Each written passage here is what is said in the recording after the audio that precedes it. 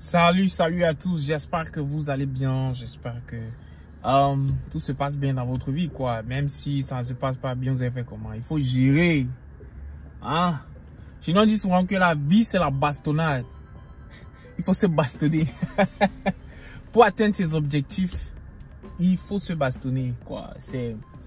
Et surtout, il faut avoir la bonne information parce que généralement, dans la communauté francophone, l'information est quelque chose que beaucoup ne partagent pas, ok?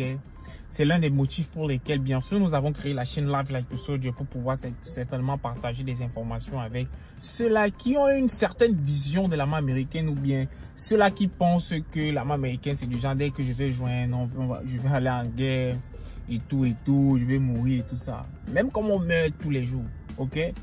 Les gens meurent tous les jours, donc il faut savoir prendre les décisions drastiques dans vos vies pour avoir un futur toujours qui sera parfois agréable, parfois pas. Donc, sans toutefois tarder, nous allons parler de la vidéo, ok? Pourquoi on parle de quoi aujourd'hui? Prenez de l'eau et prenez les bics avec le papier pour noter. Parce que cette vidéo, ça va péter comme un gars du soir. Tout d'abord, générique.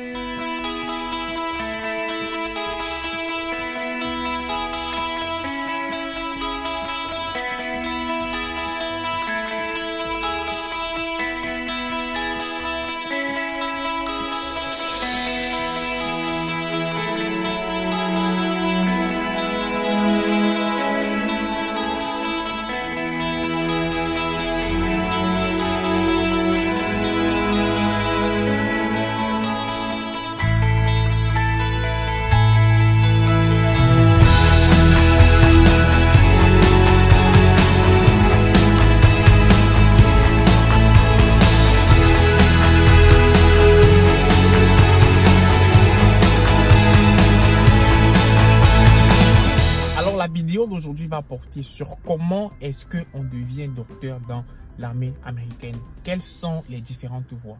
Cette vidéo, bien sûr, va être subdivisée en 3 grandes parties. Pourquoi 3 grandes parties? Parce que le sujet est énormément vaste et il y a beaucoup d'informations qu'il faut prendre en jeu. Donc aujourd'hui, c'est la première partie de comment devenir médecin dans l'armée américaine.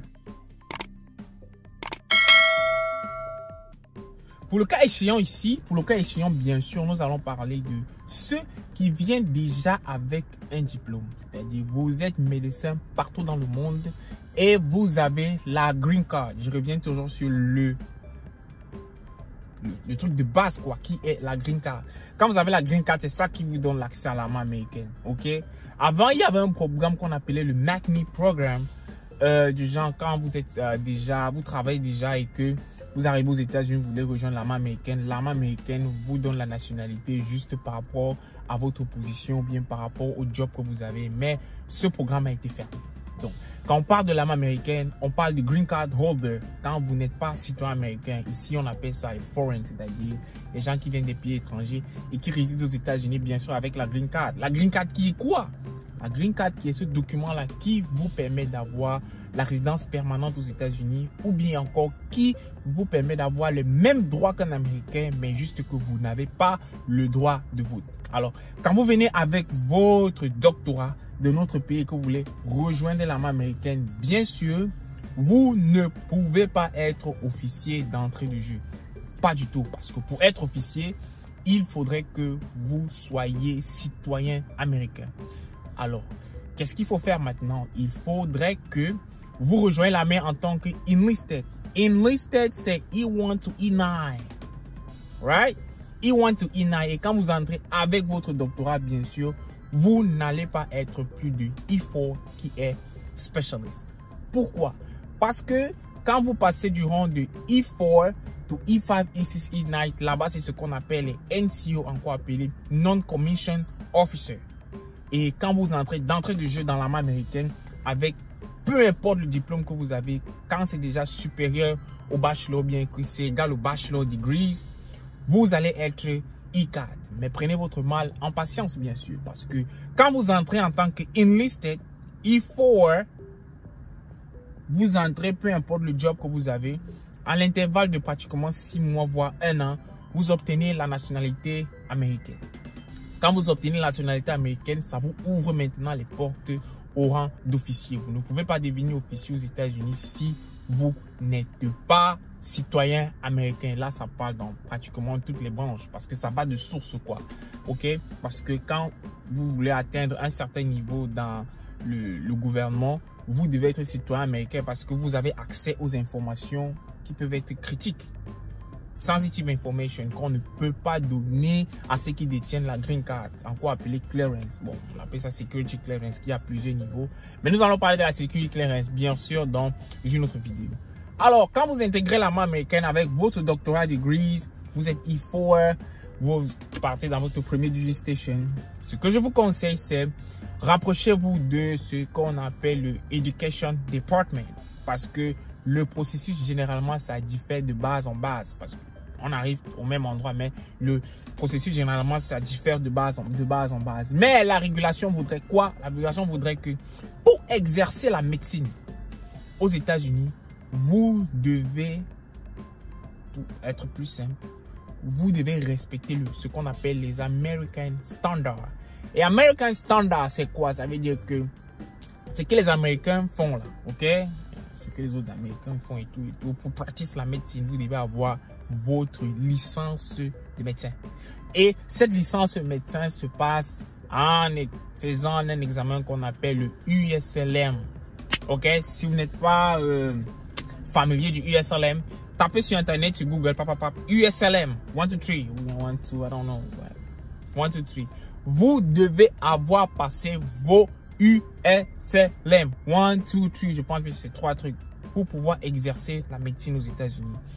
Tant que vous n'avez pas passé votre USLM, vous ne pratiquez pas de médecine aux États-Unis. Si vous avez votre doctorat qui vient, je ne sais pas trop de quel pays, Cameroun, Sénégal et tout, je ne sais pas trop. Quand vous arrivez aux États-Unis, vous devez vous conformer à la médecine américaine en passant leurs examens, leur board exam, comme ils appellent ça ici, le board exam. Si c'est que vous n'avez pas passé le board exam, mais vous avez passé 15 ans de médecine ailleurs, quand vous arrivez aux États-Unis, vous n'avez pas pratiqué la médecine.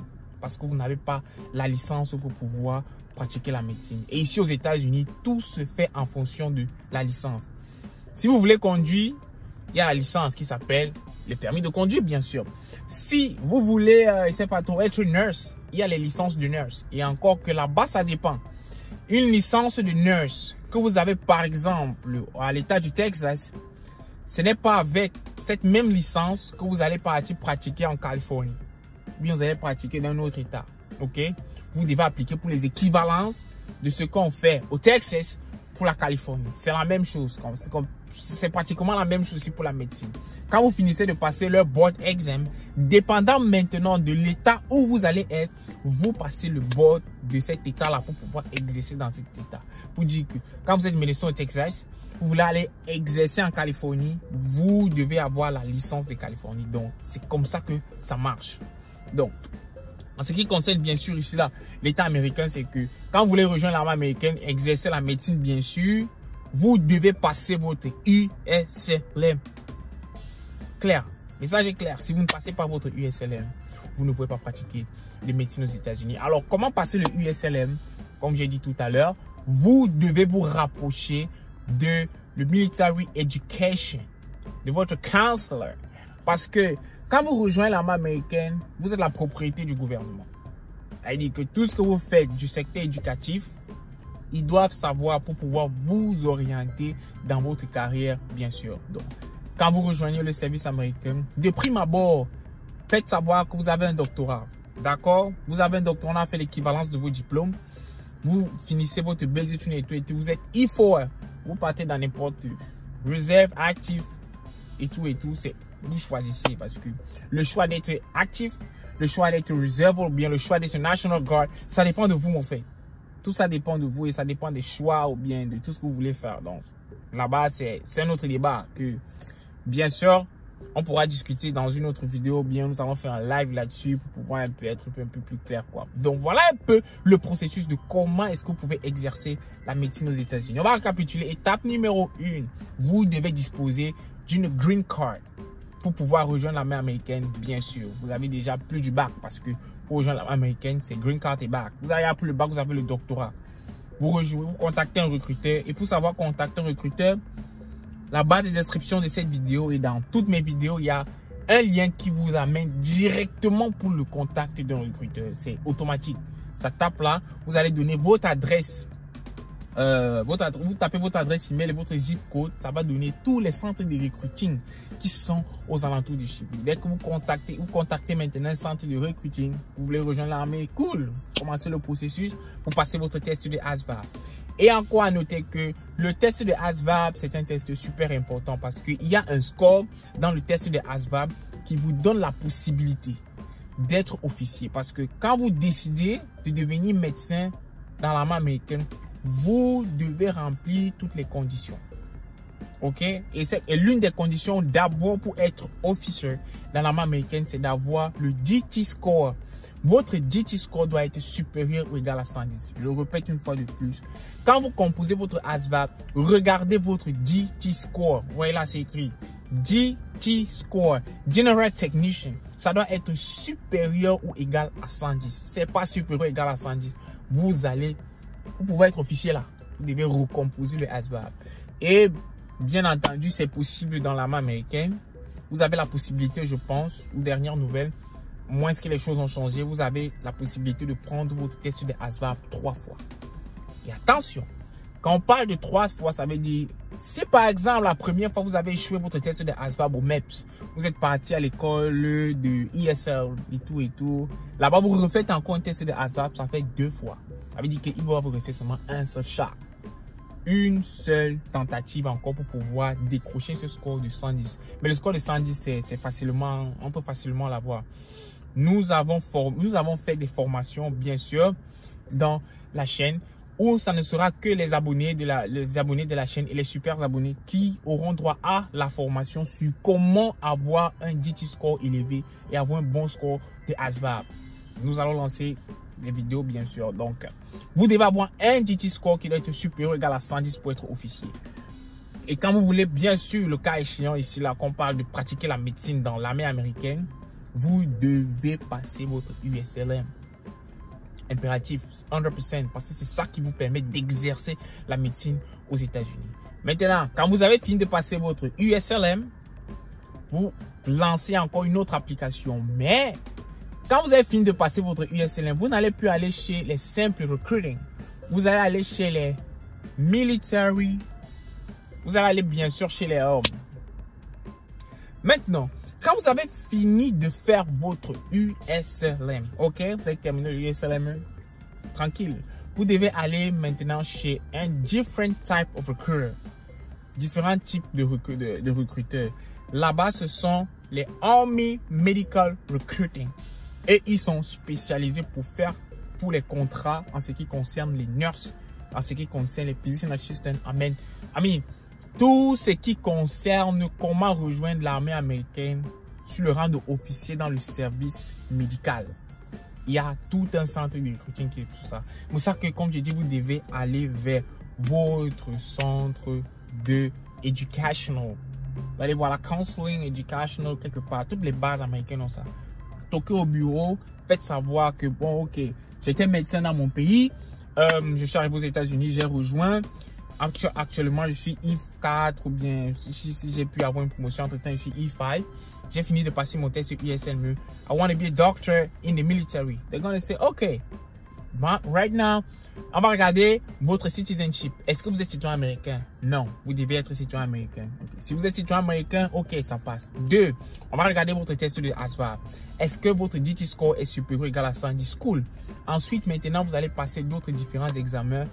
Après, maintenant, vous allez aller à ce qu'on appelle l'école des officiers, encore appelé le OCS, ou encore une école appelée le BOLC.